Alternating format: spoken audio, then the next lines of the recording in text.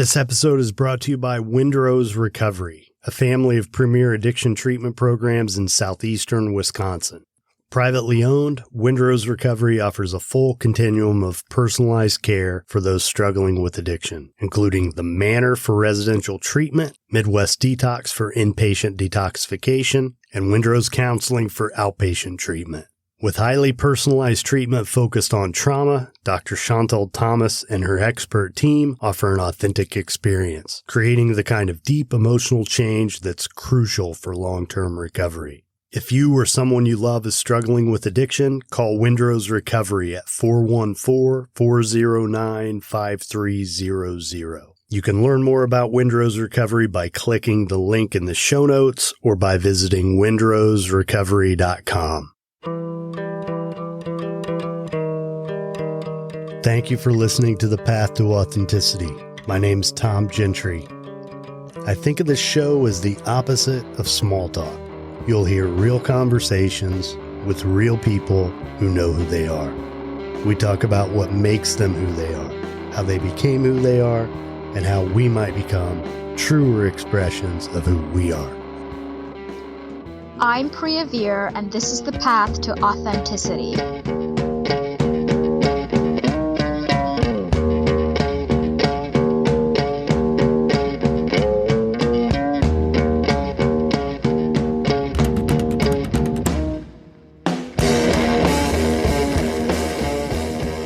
Deep in the Santa Monica Mountains, Her Escape Vortex offers a unique and truly fantastic setting for your next spiritual retreat. The lavender garden, the fire pit overlooking the Topanga Canyon sunset, and the Moroccan furnished yurt on this magical property provide the atmosphere for an inspiring and transformative experience. A sacred place ideal for yoga and wellness retreats as well as cleansing and healing ceremony of all kinds, Her Escape Vortex is part of a community of people eager for personal and spiritual growth. Visit thepathtooauthenticity.com/Her Escape Vortex or click on the link in the show notes for more information.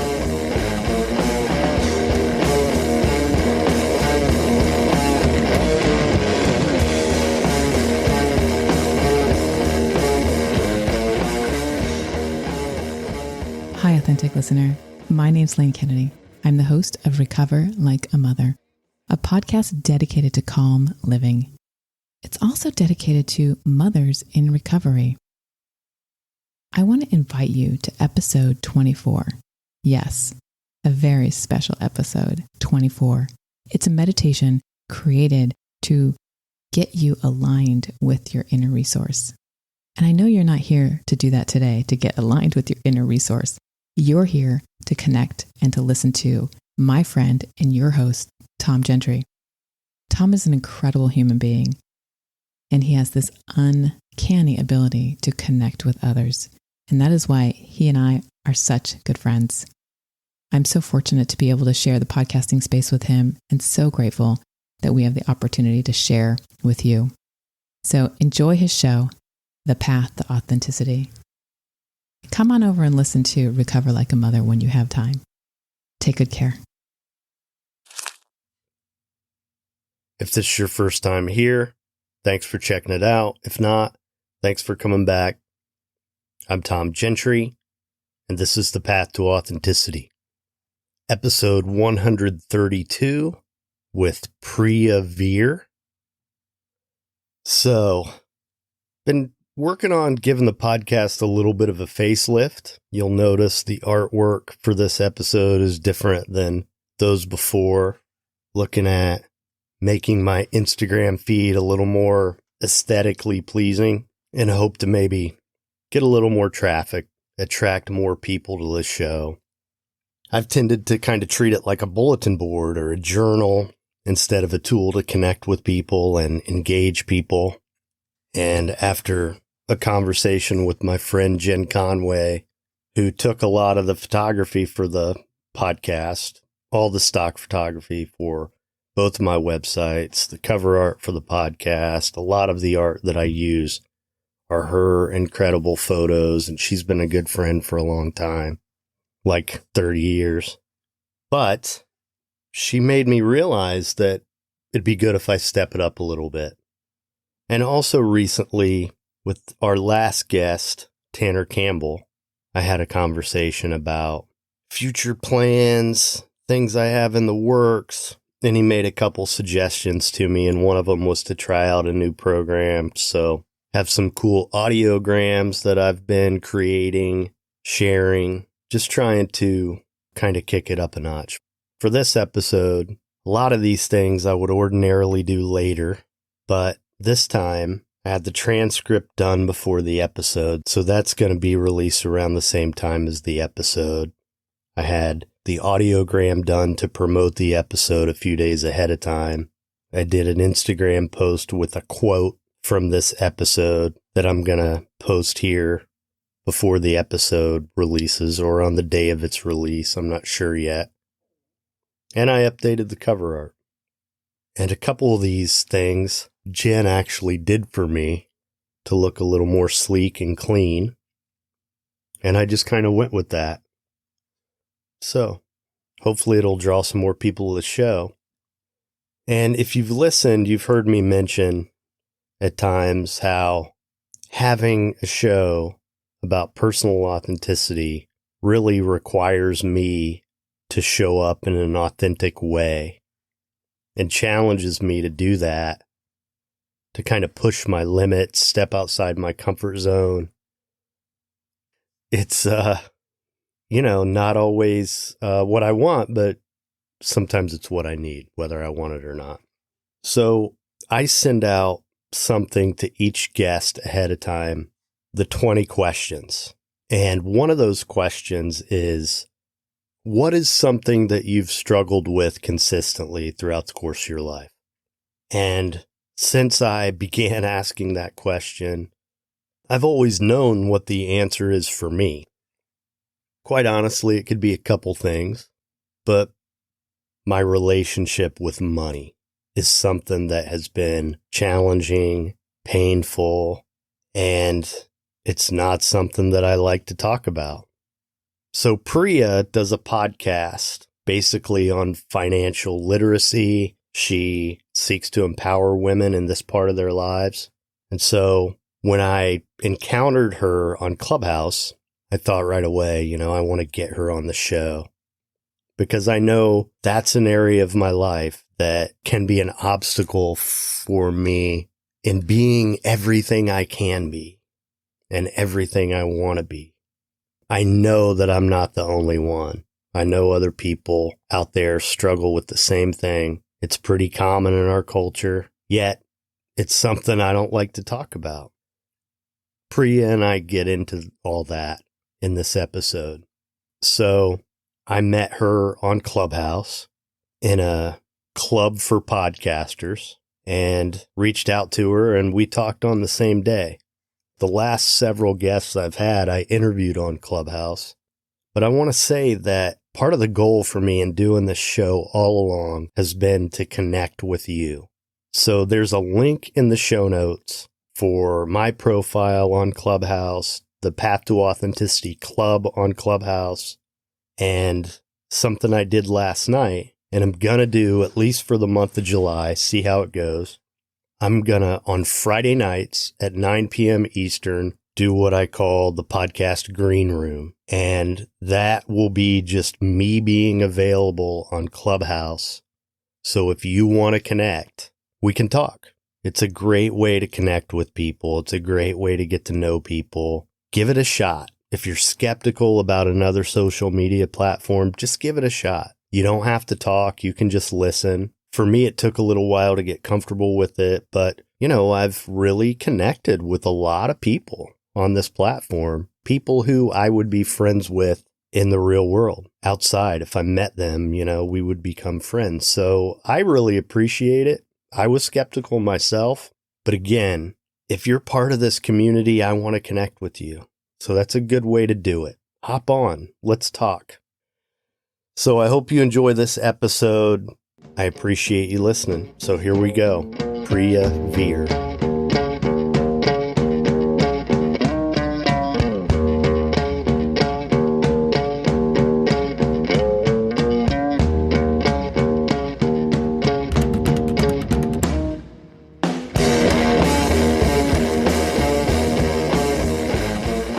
So I know that you work in the financial sector. One of the things about the show, I like to really talk to people who I know are genuine, authentic, or else people who help the rest of us become increasingly authentic. And one of the things that can get in our way of being our most authentic selves for some of us are our relationships with money. Things like self-limiting beliefs around money. So I wanted to maybe touch on that a little bit, but also just to hear about you and what you do. So why don't you tell everybody what you do exactly? Sure. So by sort of profession, I'm a technical consultant and a fintech specialist. And so normally I work for sort of consulting companies and we're hired by financial institutions. I work up in Toronto, Canada. So normally our clients are always banks. And what we're doing for them is sort of streamlining processes, making things more efficient, whether that's from a data aggregation perspective, whether that's from a compliance perspective, making them more compliant, using sort of AI capabilities and machine learning technology. So a lot of the consulting companies I've worked for in the past, we have sort of built our own tech in-house that we then sort of deploy to FIs. So that's sort of my day job. Other things that I'm involved in, I also have a sort of family foundation that I've started with my husband in Toronto, and we basically support very grassroots organizations in Toronto that are doing real impactful work. Just with sort of this last year of us being in COVID, I think that we made a big strategic decision that we were going to give to sort of food insecurity just because of the amount of people that were on here. We call it CERB, which was the government assistance, because I don't know if people know, but Toronto in North America has had one of the longest lockdowns in any city, I think even in the world. So there's been a lot of people that have been affected. So that's sort of where our charitable donation went last year.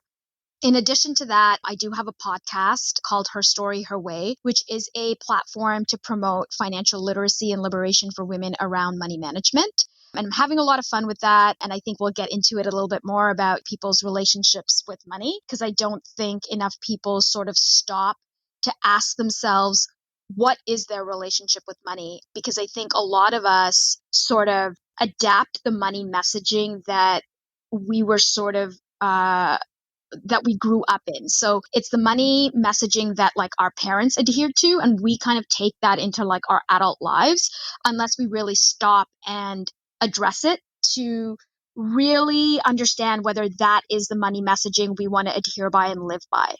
One of my motivations actually to start the podcast was that just in this sort of last year and a half of us being in COVID, especially up here in Canada, and sort of being home and having the opportunity to think a lot more as you know, you've had less distractions, is I am also an angel investor. I do have written checks at the seed round for multiple tech companies. I did start back in 2014, so I've been at it for a few years now. And what I found was that anytime sort of, I was getting deal flow or I was having conversations around angel investing, there weren't a lot of females around the table. There definitely wasn't anyone that looked like me around the table, and I'm a woman of color. So my initial thought was like, you know what, I'm just asking for too much. And I think that in itself is really sad that I think that it's too much to ask for women of color to be around the table. So I actually wanted to dial it back and be like, why are just like not more females having this conversation? Why are they not looking at it as a investment avenue and an investment vehicle for themselves to generate wealth?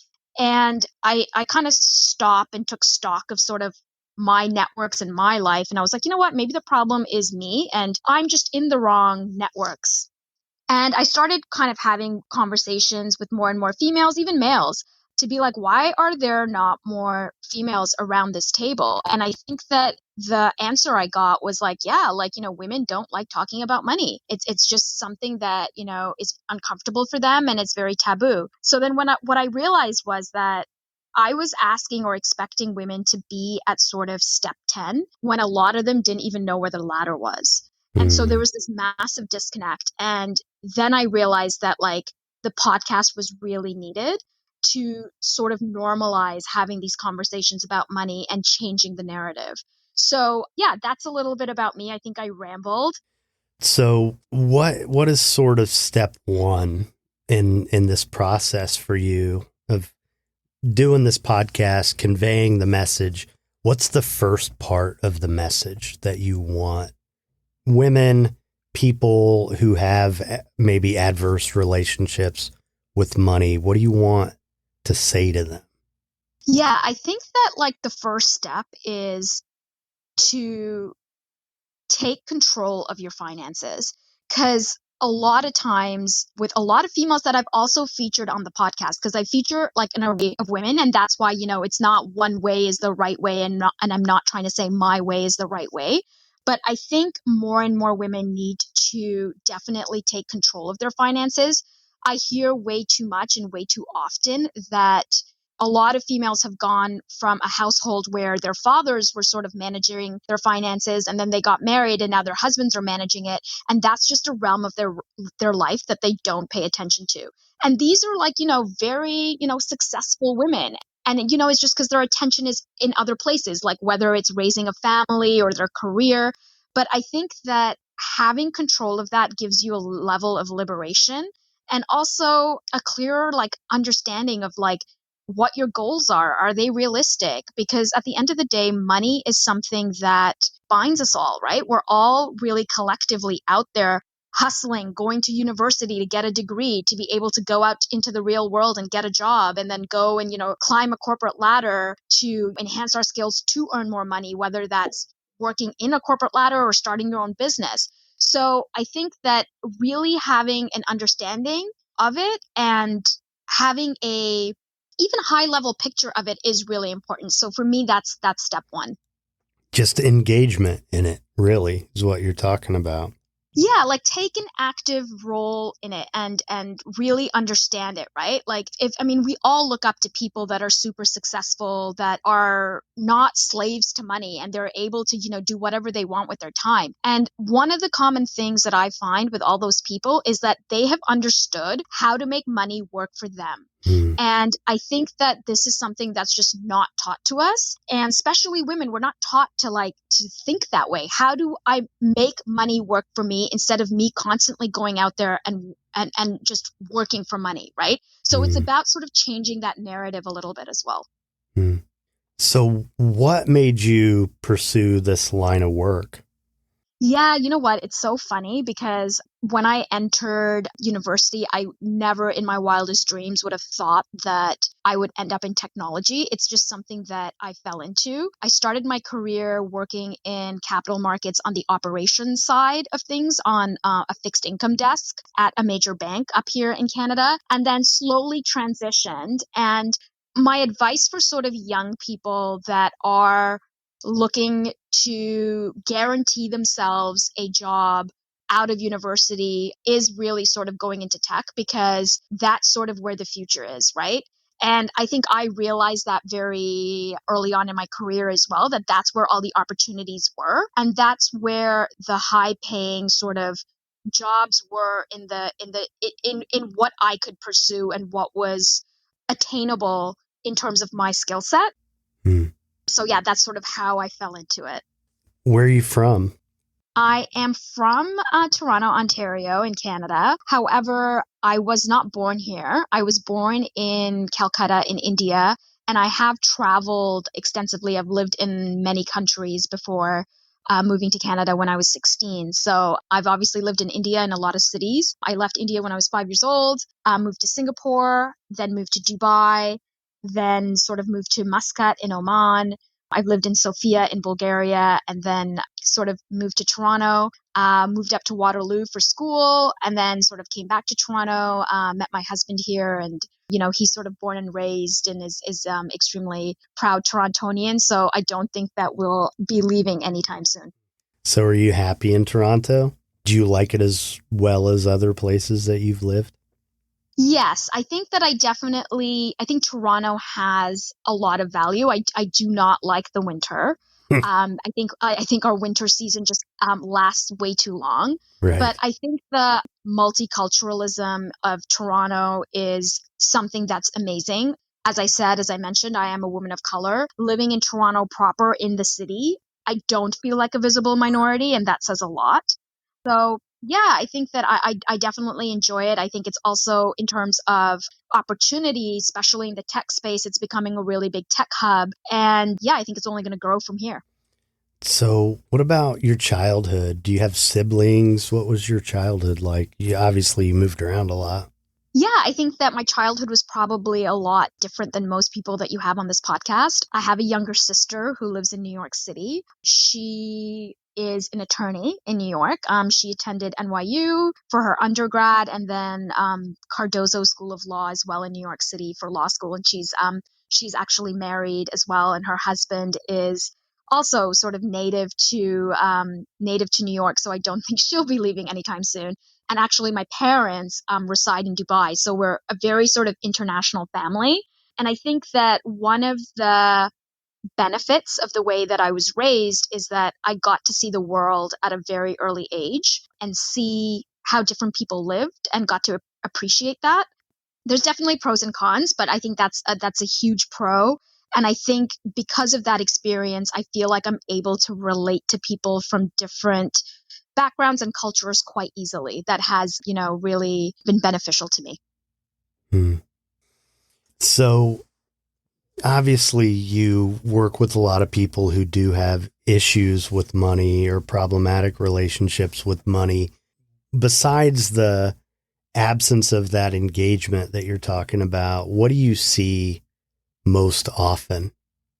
Some of the themes that have sort of surfaced on my podcast as I've been talking about this topic more is that if money is something and finances is not something that's spoken about in people's homes, young adults, especially when they move out of their house for the first time, and normally that's going away to university, they're extremely ill prepared for the real world. And specifically when it comes to credit card debt, people sort of apply for their first credit card. No one really explains to them how compounding interest works if you don't pay off your credit card bill in full and if you're only paying the minimum payments. And that's how a lot of young people get trapped in sort of credit card debt.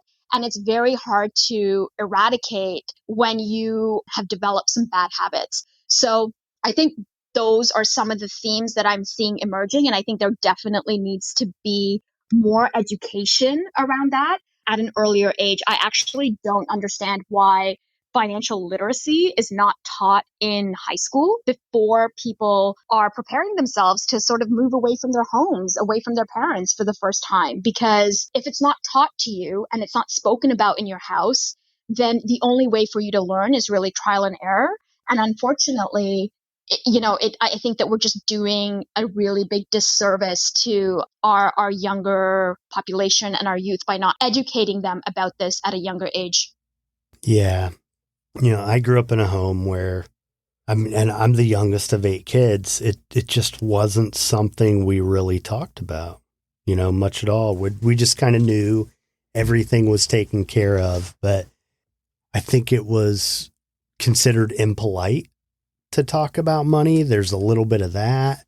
And, also I think there was a little bit of a scarcity mindset as well. And that's part of the reason why it didn't get discussed, coming from such a big family. But I can see where that's definitely problematic, where, it sets someone up for failure to not have sort of that muscle developed where they have conversations, and conversations like that feel normal and comfortable, Yeah, and I just want to sort of add to what you just said, Tom, is that I think that, I have interviewed a lot of sort of financial advisors on the podcast as well. And I think some of the themes that they see occurring in sort of the clients that they advise is that there will be some very successful females that are on their sort of roster of clients making well into the six figures, but are still carrying credit card debt. And that is because they have not addressed their relationship with money. They have not addressed their spending patterns and their spending behavior. And even though that they are high income earners, they do not understand why they just cannot eradicate this debt. And I think that's why it all comes back down to what is your relationship with money? And you really need to address that. And what does money mean to you, right? Like, is it a tool for you? Is it a means of freedom? Like, those are some questions, hard questions you really need to sort of ask yourself to be able to put a plan together for yourself, for your goals, for your future. Yeah. There's a book that I have a copy of. I haven't read it in its entirety, but it's called Wired for Wealth. Have you heard of it? No, I have not heard of it. It's written by these two brothers, Ted Klontz and Brad Lontz. And I'm familiar with them working in the helping profession because they've been associated with this facility in Tennessee called On-Site Workshops, where people go to work on codependency, trauma, that type of stuff. But they also have, I don't know that they're currently doing them, but they also have, I think, probably like 3 to 5 day workshops for people to resolve those kinds of issues that they have with money based on the work of the guys who wrote this book. So, they call it your money script. You know, the story that you tell yourself about money and the beliefs that you have about money that sort of set the tone for the decisions that you make throughout your life around money. You know, I'm an addictions counselor, so, you know, obviously that comes with its whole set of issues around money as well. And compulsive spending is another, you know, a lot of times when people find abstinence, when they get sober or get clean, they then resort to other behaviors to sort of fill the hole. And a lot of times it's compulsive spending. Yeah, and like honestly, the flip side of that is sort of, drinking too much. You're dependent on alcohol, as you're using it as a sort of coping mechanism. And if you're sort of in the addiction space, you probably see that a lot. Yeah. People do it with spending as well. Definitely. Shopping, spending. And people can also become overly fixated on amassing money. And one of the things, I helped start a facility at one point. Most of my career, I've worked with people of means. You know, the healthcare system in the United States is, as I'm sure you understand, is very much a story of the haves and the have-nots. And it's magnified in addiction treatment because it's really hard to get insurance coverage for it.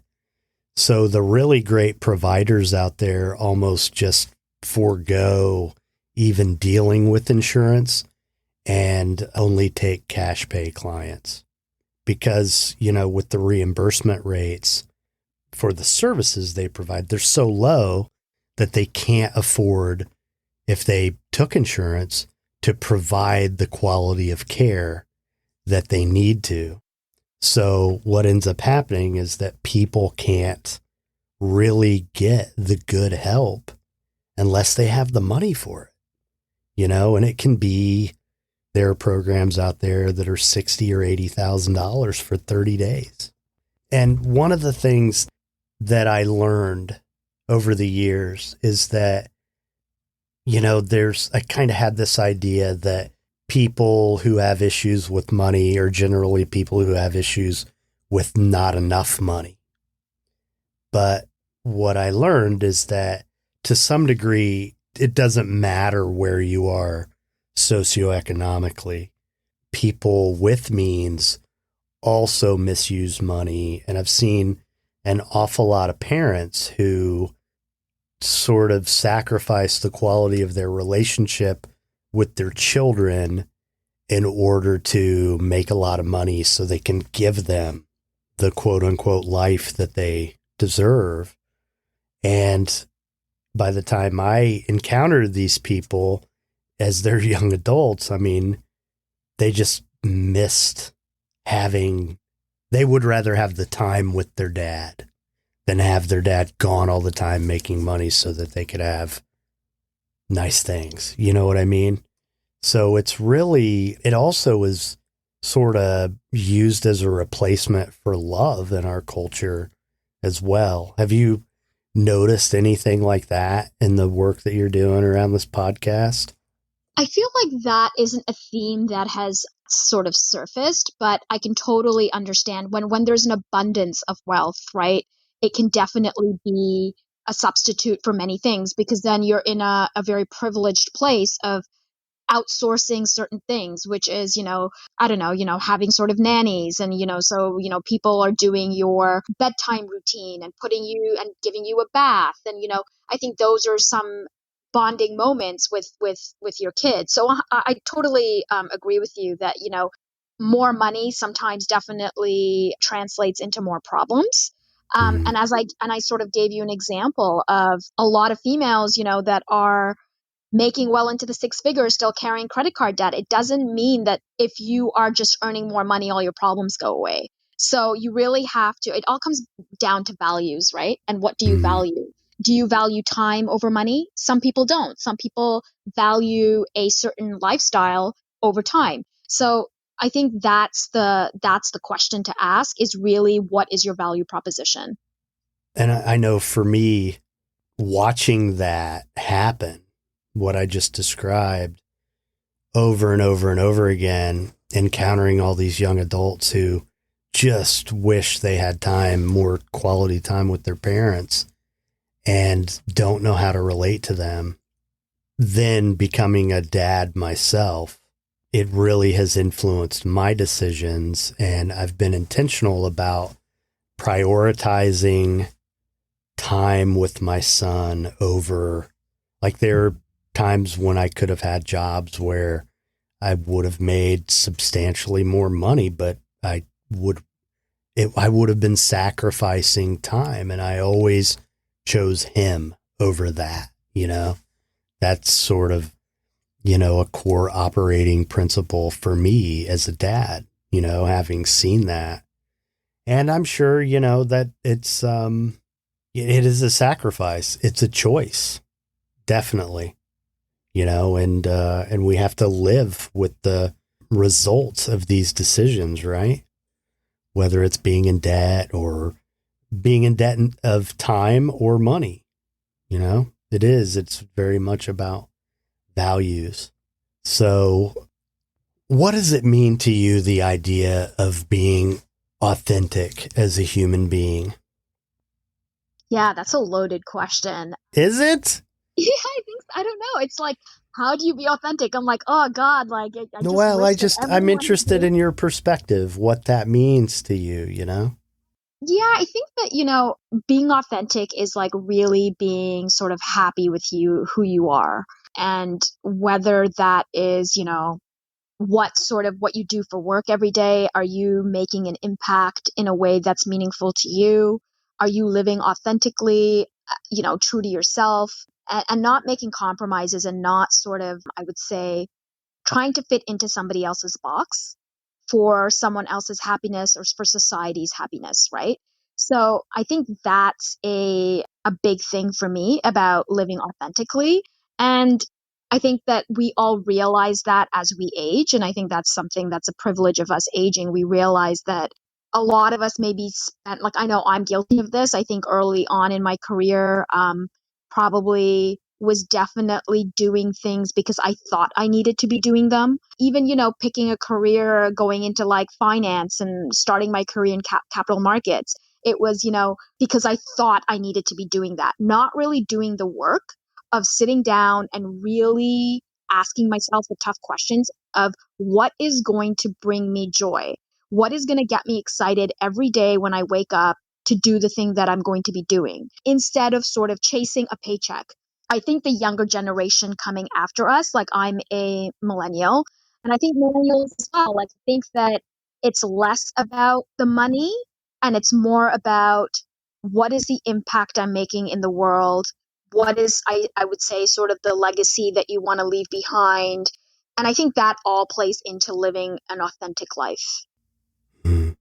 Yeah, I am always inspired by younger generations. I'm not of the mind that, what's the world coming to? Kids these days, like every generation has said since the beginning of time. I think you're right. I think I'm a Generation X guy, and I think all the subsequent generations from mine have all had it a little bit better, or a better mindset, I guess, when it comes to, I guess, authenticity, being real and doing what we really want. I mean, I have a 15-year-old. I don't think he would ever think about doing something with his life because it might be expected of him in terms of societal norms. I just don't think he would ever think of such a thing, nor would he think of judging someone based on the color of their skin or their sexual orientation. I mean, I feel like kids are pure. And as the generations sort of go on, they keep getting it closer to right. I think it's cool to watch. Yeah, 100%, right? Because I think that as every generation comes, like, we become a little bit more accepting of things, and, equality becomes like a really big hot topic. One of the things that I do want to bring up is that, based on something that I said earlier, is that I think that for me, feeling that pressure, and as well as I think that a lot of people that in sort of the Toronto and Canadian ecosystem, we are a country made out of immigrants. And so I think children of immigrants are very, very aware of the sacrifices that their parents made to leave their homeland, to come here, specifically in most instances to give their children a better life than they had, more opportunity than they had. So I think there's this level of guilt that children of immigrants carry where they have to succeed. They have to be successful because they hear it all the time that, their parents made all these sacrifices for them. So I think that, like, generations to come probably have less pressure, especially when you're sort of born and raised here, where there isn't that sense of guilt, where you're more free to think really about what it is that makes you happy. Where do you add value? So I don't know if that makes sense, but I did want to bring that up. I think it does. I think it does. And, I mean, obviously the United States is also a nation of immigrants, but I don't think we do a very good job of remembering that a lot of times. And maybe the reason why generations seem to be getting better with this stuff is because, maybe here we're a little further away from that. We're a few generations removed on average, I guess, from that person who's left everything to come here, which is, I mean, I can't even imagine. I lived in the same home my entire life until I was an adult. I never, I couldn't imagine picking up and leaving one side of the world to go somewhere else. And, doing it under duress, and then coming to a place where you probably don't speak the language and people then sort of look down upon you as if you're a lesser, it's just, there's so much around it that makes it hard to some degree, just, I would think, traumatic for a family to go through. And then I've seen that phenomenon that you're talking about probably more in popular culture than anywhere else, where, the children of immigrants who feel this pressure to be a doctor or an attorney or whatever, because mom and dad did all this so I could have that opportunity to really make a difference in the, I mean, That would be tough growing up that way with that kind of pressure. Yeah, because I think that, with the advancement sort of technology and just the way that like our world has moved, that idea of the American dream, the Canadian dream of, graduating, going to a good university, getting a degree, maybe getting to just sort of like guarantee, lines you up for like a great job, a great career. You buy the house, you settle in a like very nice neighborhood, your kids go to like, a top school. I think that that idea is outdated. I don't think that that dream exists anymore. And in the same breath, I think it's a lot tougher for kids because there's so many options, right? We're just inundated with options. The amount of careers that you can choose now, it's I think a double-edged sword where it can be a good thing and it could be a bad thing. One of the things that worries me is that, with all this technology, we are getting so far from analog, that my son, like the concept of Wi-Fi, he doesn't really get it the way that I get it. This didn't always exist.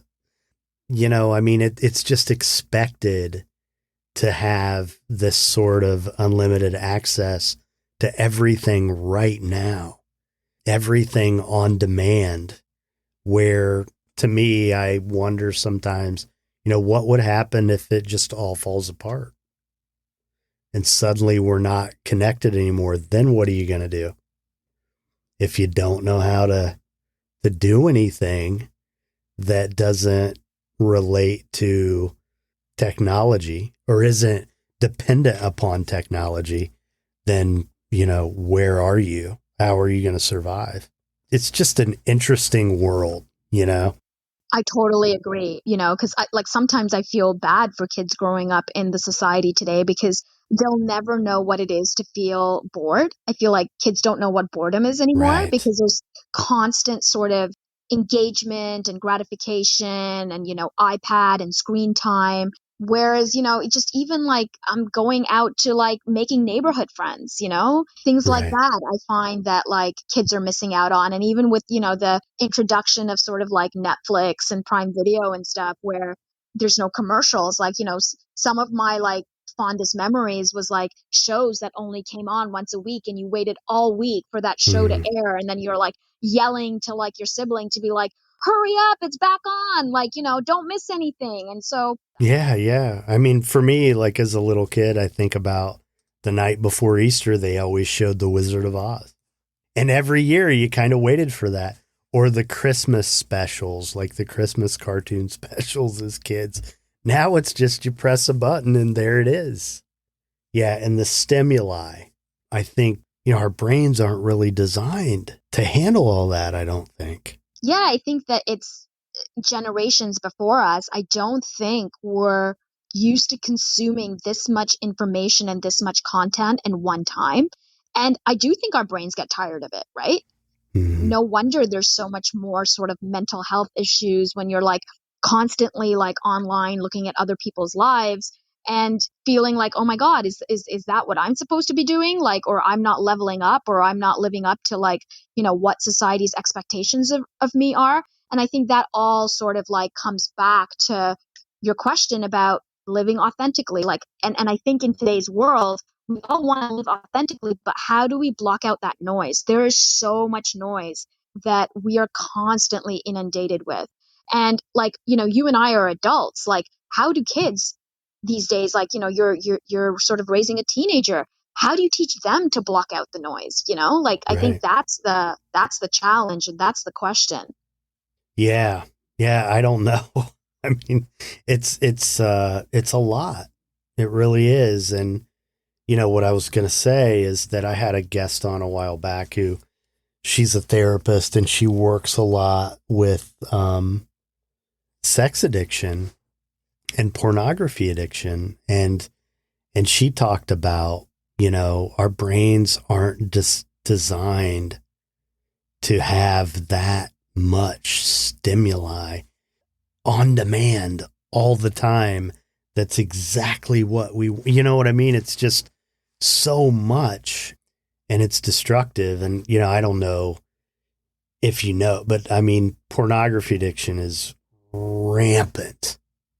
It's, it's more and more a problem. And, the generations now, I mean, like if I wanted to access pornography as a kid, I mean, it was a whole thing.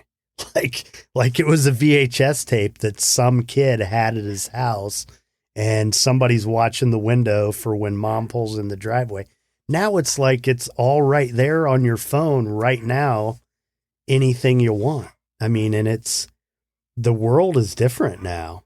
I mean, how everything happens in our lives is different now. It's crazy. I'm really glad that I grew up when I did, that I didn't have to deal with social media as a teenager and all this stuff. I just think it would have been really hard, It's so funny because I'm actually surprised to hear that like pornography addiction is on the rise. And I don't know if you mean within young kids, because I think I was reading something the other day where the younger generation today is having a lot less sex, like teenage pregnancy and teenage sex right now is at sort of an all-time low because people are just addicted to their screens. So Yeah. I don't know if for you that's a good thing because you have, a teenage boy at home. Well, I suppose there is an upside to it too, but it's not really age dependent. It's not. I'm good friends with a guy who is the operations director at a program out in Colorado that treats intimacy disorders in men. And when I say intimacy disorders, like sex addiction, pornography addiction, that's how they describe it, as intimacy disorders. And so, that said, I have a friend, like an old childhood friend who was divorced maybe 10 years ago at this point. And, one of these people who I'm kind of like sporadically in contact with, my life has changed a lot. I moved away from there and I work in the addiction space. So, bits and pieces over the years, learning what happened, he basically lost his marriage. The pornography addiction is what became the wedge in the relationship because, it's a way to have a relationship with an apparition, essentially, that satisfies you in a certain way and then enables you to avoid the real sort of substantive relationship with a human being that actually requires accountability. So I know that there are lots and lots of husbands out there who, people get married and the cliche idea of people get married, then they stop having sex. I mean, obviously there's a reason why that sort of stereotype came about. But so I think a lot of guys, what they end up doing if they don't have a functional sex life is resort to that. And then it becomes this whole, it becomes a wedge, and then it's addictive. So, an addiction is inherently difficult to stop. So, yeah, I mean, it makes me sad to know that it destroys marriages. It really does. And, I'm not saying this with any judgment about whether it's okay or not, to engage in it. I'm just saying that it interferes. It becomes invasive to real intimate relationships. So, yeah, didn't see us going down this path, Priya. To be honest, I didn't think we'd be talking about pornography addiction, but yeah, it's a big deal. It is. It's more and more, I think, as time goes on, we're going to see the prevalence of it, all age groups. But this is where kids learn about, like I learned in the alley about sex on my way home from school from other kids. That's how I really learned about the birds and the bees. And a lot of kids these days are learning about it from Pornhub. It's such a different I think world. that this is probably what the education system is doing, right? Because I think sex education is part of the curriculum. So I think a lot of kids probably already know before that class starts. But if they didn't, then that is a good way to sort of, teach it to you in the right way, in a scientific way, in a structured way, in a safe environment. So I do think that that's really important. I will give kudos to the education system that is doing that. But yeah, to your point, I think a lot of people learn it sort of through their friends or, find sort of a magazine sitting around at home, or to your point, like it's way too easy to find on the internet now, you're on a site, a gaming site, and some pop-up comes up and then you're sort of like, hey, what's that? And, inquisitive minds are gonna click on it. So yeah, there's way too many avenues now that the younger generation can tend to, and sometimes that's great because it's information is power, and sometimes it leads down places like looking at pornography very early and giving you an idea of what sex is supposed to be, which is very unrealistic. Yeah, and going back to one of the original points that we covered, part of the reason why this dynamic exists is because that's another taboo topic that families don't often talk about. They avoid it, And so it's another one of those things that people go out in the world with a funny relationship with, just like money, right? 100%. 100%. And like, this is a topic that I feel like is like super taboo in like immigrant homes. Mm-hmm. So I think that, I think again, it's like, how do you normalize that to be like, no, this is like a part of our life. It will be a part of your life as you grow as an adult. And it's important to talk about, right? And it's important to talk about the safeties of it, the dangers of it. Like, and it's, I think I can draw so many parallels to money. You're totally right. Now, I got it. Like, have you ever made this correlation before, or is this something we discovered together? It's definitely something we've discovered together. I've just sort of had an aha moment. Isn't it interesting? I did have a personal coach, a personal trainer on my podcast as a guest, and she was just making so many, distinctions and sort of references to how money and budgeting is so similar to like, fitness goals and your diet, and like what goes on, got to track what comes in, what goes out. And it's so similar to food. And like, she was dropping these gems where I'm like, oh my God, I've never thought of it that way. So yeah, I'm having like a flashback moment to that interview right now. Well, they're all basic human needs. Money's a resource and we need it. Yeah, 100%. It's so secular. Yeah. So why is all of this important to you? You think, what part of you, like deep down, where's the conviction? What's the why? The why for me is really all about how do we empower more women to take control of their financial independence. I feel like I've spoken to way too many females on my podcast that have only taken control of their finances once sort of a binary event has occurred in their life. And that binary event normally is a divorce. For them to sort of totally change the direction of their life and how they view finances and money. And I think that's a really unfortunate thing. So how do we empower more women to really think about this at an earlier age? Because, and if they do have an understanding of it at an earlier age, they're going to start building wealth. And the more people that are building wealth, the better off, our society, our economy is going to be. It sort of infiltrates into all aspects. So that's sort of my why is let's empower more females to make better financial decisions. So looking back on your life and what you've experienced, if there was a time when the younger Priya needed some support or a word of advice, when would she have needed it most, and what would you go back and say to her?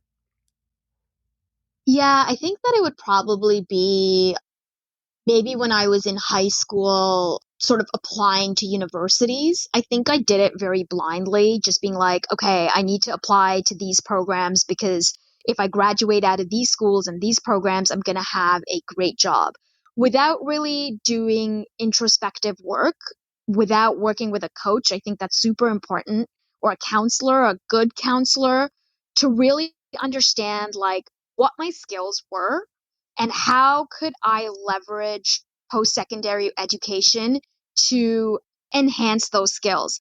Because I think intrinsically, people that do really well in life or have successful careers is because they're doing something that they love, right? And that they're intrinsically good at. So it doesn't feel like work for them. So I feel like I definitely didn't give that enough thought at that age. And if I could go back in time, I would tell myself, do the work, really, really, really dig deep and figure out what matters to you.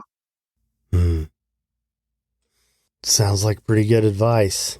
And talk about personal authenticity.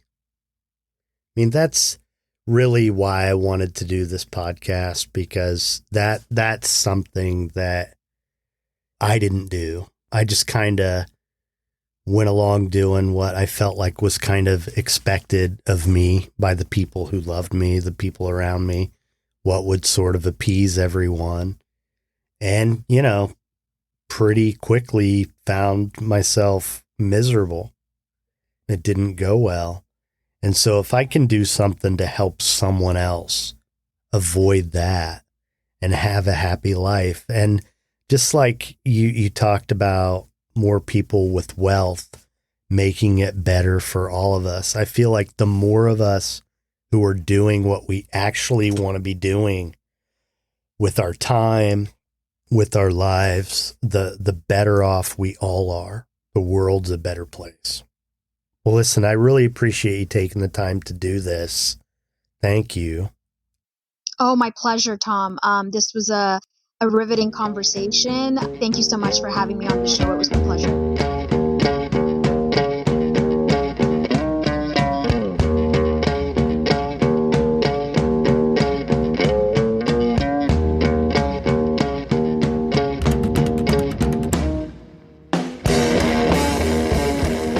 Authenticity proudly supports the I Speak Media Foundation, advancing media literacy education through an evolving series of outreach programs within the communities that need it most. For more information, visit ispeakmedia.org. There you go, Priya.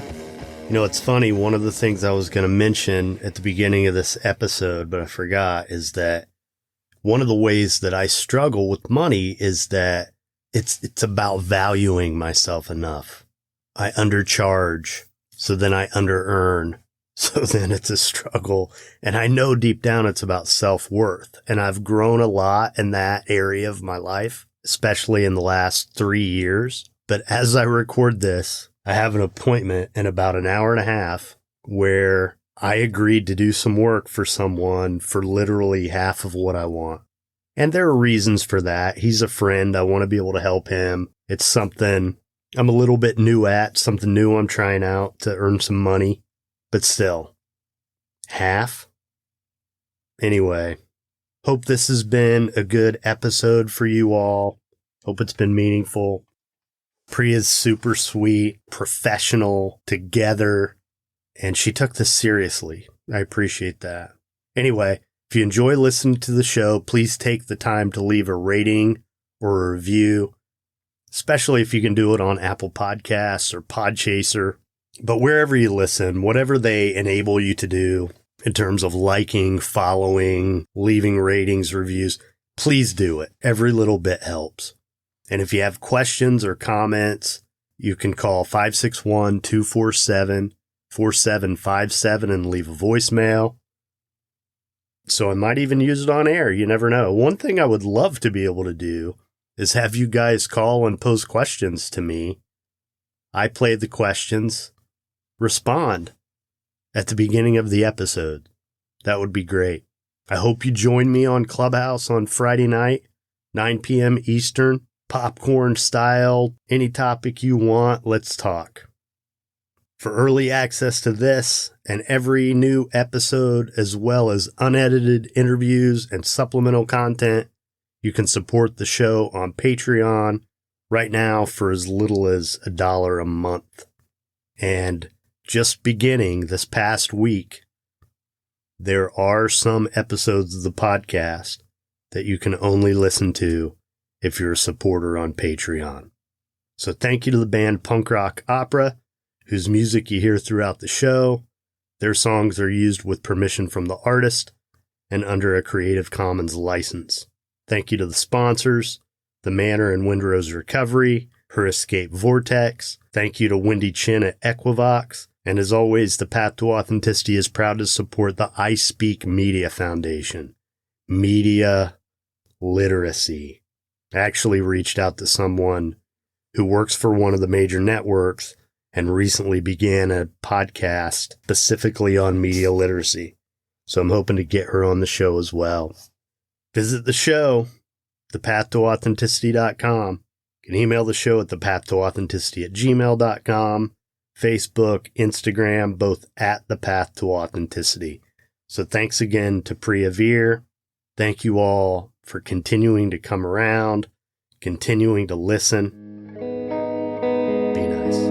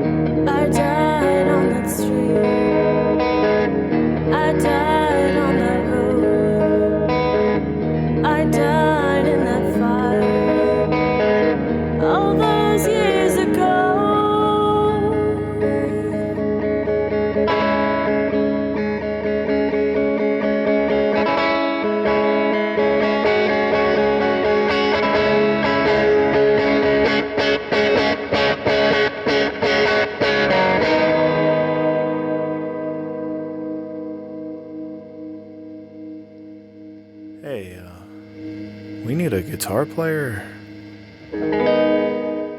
This episode was brought to you by Equivox. For digital marketing or web design services, visit equivox.com.